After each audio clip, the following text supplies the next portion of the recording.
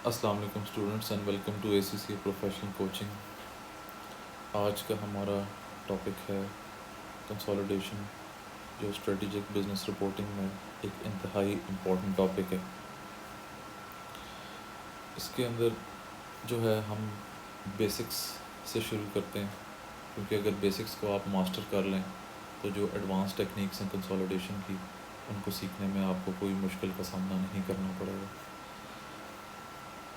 तो consolidated balance sheet की अगर बात करें, उसके अंदर ये आपकी 7 की वर्किंग्स हैं।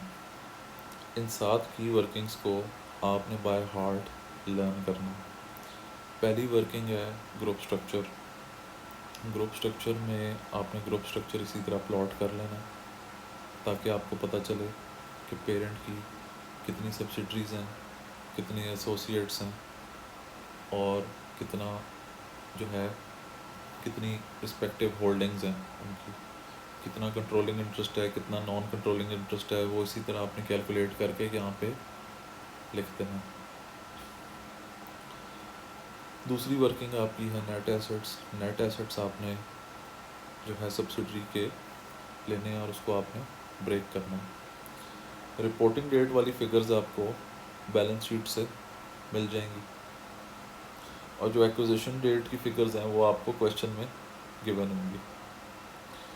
जो रिपोर्टिंग डेट वाली फिगर है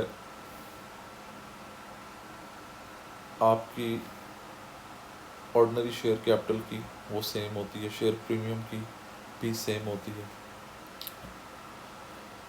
अनलेस कोई शेयर इशू हुआ है, बट नॉर्मली SPR में ये सेम ही होती है। रिटेन्ड अर्निंग आपको गिवन होगी क्वेश्चन में, वो आपने लेके इधर पुट कर देनी है। अदर कंपोनेंट्स ऑफ इक्विटी भी इसी तरह। फेयर वैल्यू एडजस्टमेंट में वो आपको कह देगा कि कोई लैंड एंड बिल्डिंग थी, हिस्टोरिकल कॉस्ट पे रिकॉर्ड हुई हुई थी, और एक्विजिशन डेट पे उसको फेयर वैल्यू पे नहीं लेके आए, तो फिर उसकी आपने एडजस्टमेंट करनी है, और जब उसकी एडजस्टमेंट होगी वो एक्विजिशन रिपोर्टिंग दोनों में एडजस्टमेंट हो जाएगी, और उसके ऊपर जो डेप्रिसिएशन है वो आपने कैलकुलेट करनी है।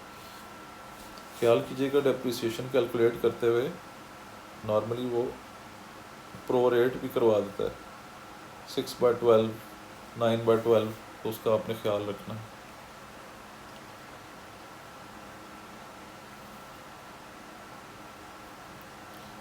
पब प्रोविजन फॉर अनरियलाइज प्रॉफिट, ये आपने इसी तरह रिपोर्टिंग डेट में से लेस कर देना है, और ख्याल कीजिए सब्सिडरी सेलर हो तो खाली तब रिपोर्टिंग डेट में लेस करना है। अगर तो पेरेंट सेलर हो तो यहाँ से नहीं लेस होगा, बल्कि ग्रुप रिटेन्ड अर्निंग्स के अंदर से लेस हो जाएगा।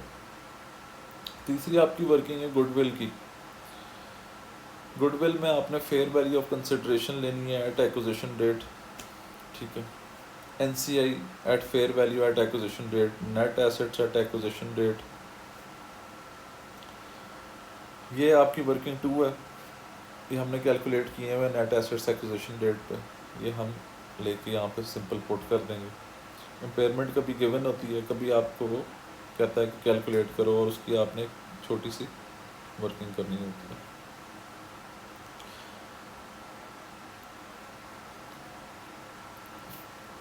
फेयर वैल्यू ऑफ कंसिडरेशन में वो SPR में ज़्यादातर कैश में देता है, लेकिन शेयर्स भी हो सकते हैं, या फिर कोई जो है लोन स्टॉक भी हो सकता है, कंटिंजेंट या डिफर्ड कंसिडरेशन यानी कि।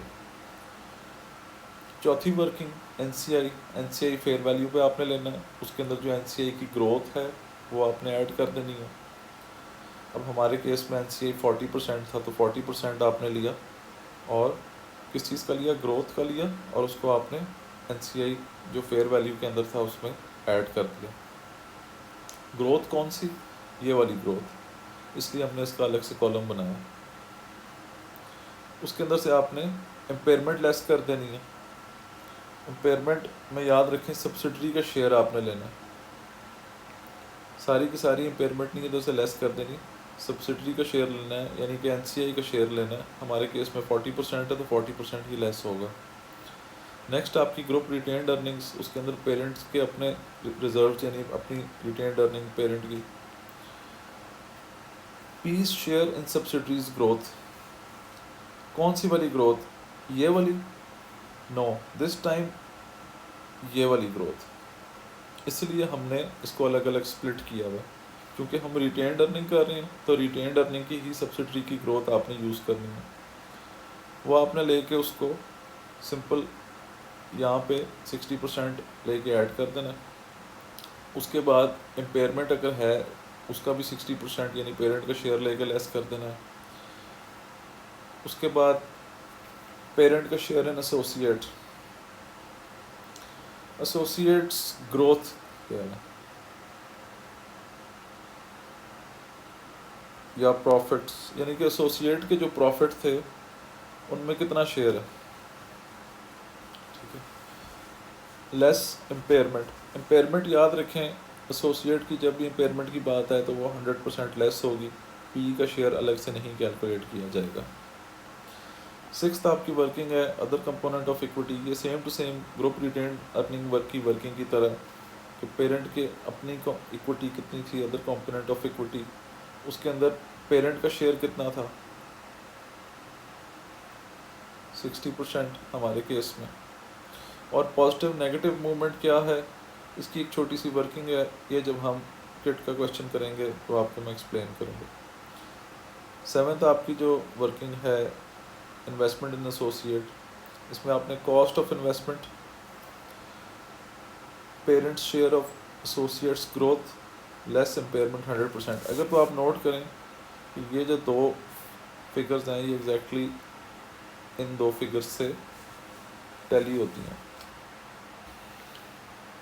और जब टोटल आपकी इन्वेस्टमेंट इन एसोसिएट कैलकुलेट हो जाएगी तो ये बैलेंस शीट के अंदर आप जाके इसको पुट कर देंगे।